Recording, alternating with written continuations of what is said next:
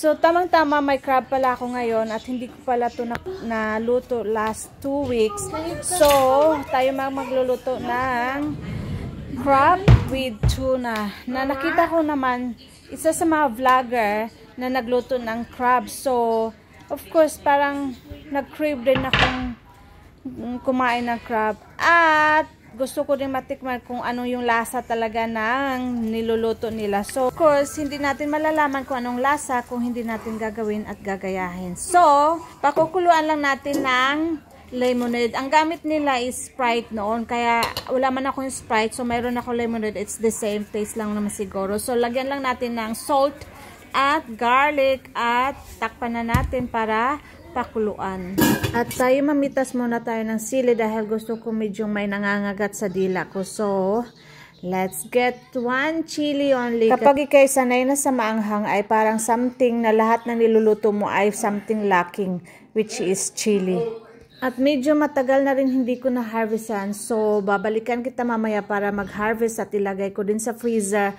Kasi during winter ay hindi na siya mamumunga. So, let's harvest it tonight before magkulubot pa ang mukha ng chili ko. Charot. So, I already melted the butter and let's chuck in the garlic. At haluin lang nito hanggang mag-brown. Sunod na rin natin yung onion at saka tomato. At dahil wala akong tomato paste, so naglagay na rin lang ako ng ketchup na banana ketchup. So, antayin at halo-haloin natin at lagyan natin yung pinakuluan natin kaninang tubig ng crab. So, para maging malasa. So, na-mash na yung tomato. So, ilagay na natin yung tuna. So, ang gamit ko pala nito ay John West.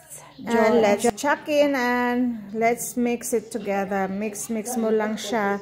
At nilagay ko na pala yung chili dyan kasi gusto ko yung may maanghang guys. So, tikman natin kung tama na ba yung timpla.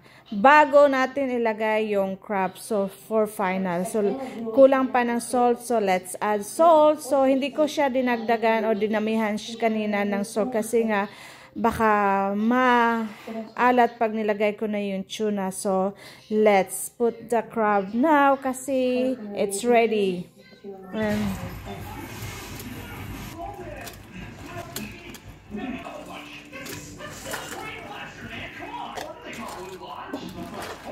So, ito na yung result, guys. And let's see how's the taste. Ito na. So, tapos natin para mamaya.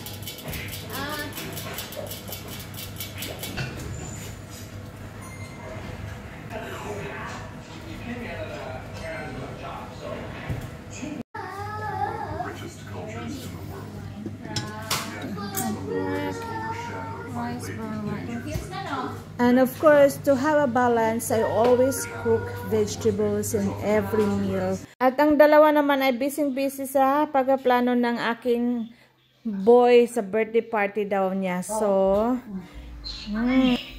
Game. Gwapo daw kayo mong balay. Wala ba yung avocado? She has plenty of fun. Natira.